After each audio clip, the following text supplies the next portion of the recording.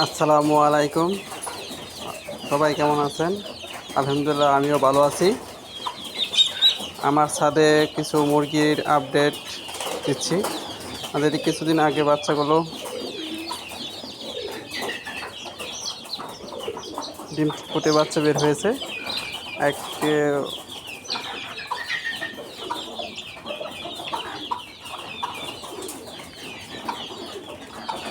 বাচ্চাগুলো সব একসাথে খাবার দেওয়া হচ্ছে, খাবার খাচ্ছে। আমি মুরগিগুলো মোটামুটি ছেড়েই পালন করি। প্রতি শুক্রবার হলে ছাড়া হয়, কারণ আমার বেশি একটা সময় থাকে না। কবুতরগুলো সুন্দরভাবে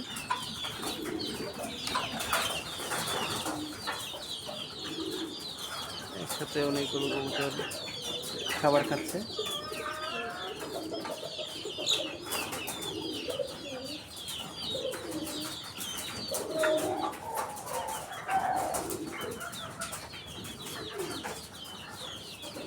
কবুতরগুলো